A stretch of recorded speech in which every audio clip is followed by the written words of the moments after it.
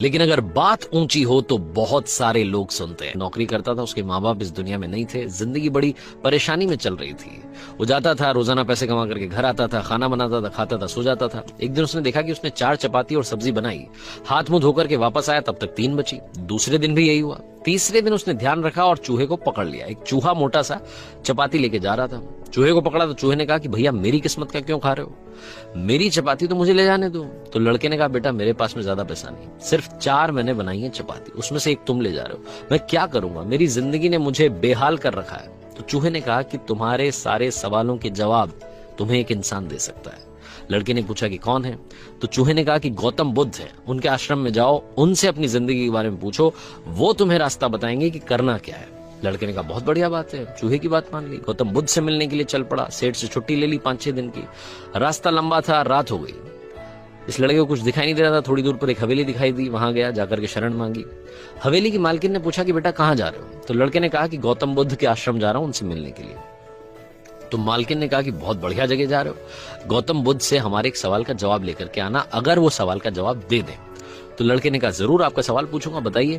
तो हवेली की मालकिन ने कहा कि बेटा मेरी 20 साल की बेटी है, जो 20 सालों से एक शब्द नहीं बोली है, बोल नहीं सकती है। बस उनसे पूछ लेना कि ये बेटी कब बोलेगी। ये बोलते बोलते उनकी आंखों में आंसू आ गए।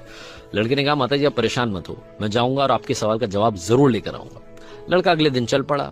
रास्ता बहुत ज्यादा लंबा था, रास्ते में उसे बड़े बड़े पहाड़ मिले, ऊंचे ऊंचे पहाड़, बर्फ वाले पहाड़। उसे समझ नहीं आता कि कैसे पार करूंगा, बड़ी देर हो जाएगी। तभी उसे एक जादूगर दिखाई दिया जो वहां बैठ करके तपस्या कर रहा था। जादूगर के पास गया, उससे बोला कि मुझे गौतम बुद्ध से मिलने के लिए जाना है, रास्ता तो बहुत ही परेशानी वाला लग रहा है, कैसे मैं पार करूंगा? तो जादूगर ने कहा कि गौतम बुद्ध से मिलने जा रहे हो, मेरे एक सवाल का जवाब लेकर के आ जाना, तुम्हें फटाफट से पार करा दूंगा। लड़के ने कहा आपका सवाल बताओ। तो जादूगर ने कहा कि 1000 सालों से यहाँ पर इसी पहाड़ पर तपस्या कर रहा हूँ स्वर्ग जाने के लिए, मुझे समझ नहीं आ रहा कि स्वर्ग कब जाऊंगा। तो लड़के ने कहा ठीक है आपके सवाल का जवाब लेकर के आते हैं। जादूगर ने छड़ी घुमाई, लड़के को पहाड़ पार करा दिए, मैदानी इलाका आ गया। वहां पर एक बड़ी सी नदी थी। लड़के के सामने फिर से समस्या थी कि अब ये नदी कैसे पार करें। तभी उसे वहां पर एक बड़ा सा कछुआ दिखाई दिया। कछुए से मदद मांगी कि आपकी पीठ पर बैठा करके मुझे नदी पार करा दीजिए। कछुए ने कहा ठीक है। जब नदी पार कर रहे थे तो कछुए ने पूछा कि कहाँ जा रहे हो? तो लड़के ने कहा गौतम बुद्ध से मिलने जा रहा हूँ। कछुए ने कहा वाह यार बड़ी अच्छी जगह जा रहे हो, एक काम करना मेरे सवाल का जवाब ले आना। तो लड़के ने कहा कि आपका भी सवाल बताइए। तो कछुए ने अपना सवाल बताया कि मैं बड़े टाइम से 500 सालों से इसी नदी में हूं और ड्रैगन बनने की कोशिश कर रहा हूं, ड्रैगन कब बनूंगा ये बस पूछ करके आ जाना। लड़के ने कहा ठीक है। लड़का पहुंचा आश्रम में, गौतम बुद्ध के पास।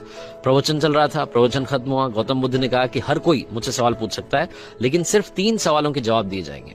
अब लड़के के सामने समस्या थी कि किसके सवाल को ड्रॉप करें, किसका सवाल छोड़ें और किसका पूछें। लड़के ने सोचना शुरू किया। सबसे पहले हवेली की मालकिन नजर में आई, ध्यान में आई, तो उसे लगा कि वो तो अपनी बेटी का इलाज कराना चाह रही है, उनकी बेटी बोल नहीं रही है, उनकी आंखों में आंसू थे, उनका सवाल पूछना जरूरी है। दूसरी जो तस्वीर उसके दिमाग में आई, नजर में आई, वो आई जादूगर की। जादूगर 1000 साल से वहां तपस्या कर रहा है बर्फ के पहाड़ में। तीसरी तस्वीर आई कछुए की, जो 500 साल से नदी में ड्रैगन बनना चाह रहा है।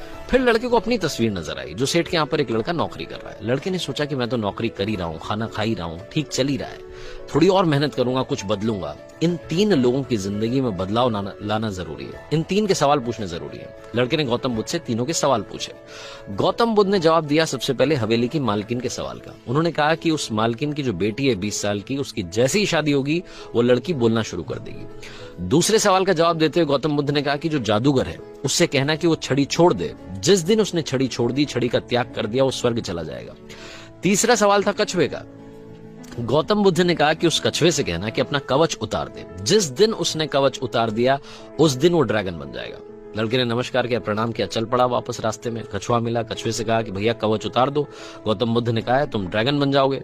कछुए ने जैसे ही कवच उतारा मोती ही मोती निकल आए। कछुए ने कहा मोती का मैं क्या करूंगा, आप ले जाओ। लड़के को मोती दे दिए और कछुआ ड्रैगन बन गया।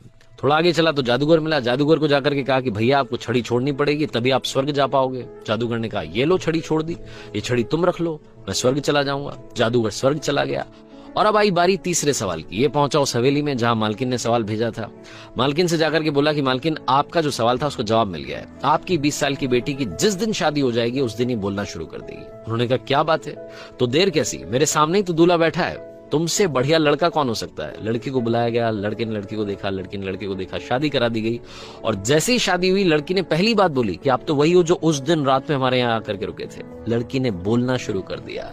लड़के के पास में जिंदगी में पैसा आ गया, क्योंकि मोती मोती आ गए, जादूगर की छड़ी आ गई, ताकत आ गई, और शादी भी हो गई। लड़के की जिंदगी सेटल हो गई, सिर्फ इसलिए क्योंकि उसने अपने सवाल का त्याग कर दिया था। इस दुनिया में जो जहाज होता है, जब किनारे पर होता है तो सुरक्षित होता है, सबसे ज्यादा सेफ होता है, लेकिन उसे दूसरे किनारे पर जाने के लिए इस किनारे का त्याग करना पड़ता है, लहरों से भिड़ना पड़ता है, मुकाबला करना पड़ता है। इस लड़के ने जब तक अपना सवाल नहीं छोड़ा था, इसको जवाब नहीं मिले थे। ये छोटी सी कहानी लाइफ में बहुत बड़ी बात सिखाती है। अगर आप कुछ कमाल करना था, सुबह जल्दी उठना शुरू कीजिए, अपनी लाइफ में जो बैड हैबिट्स है उन्हें हटाइए, तभी जाकर के आप कमाल कर पाएंगे। आरजे कार्तिक।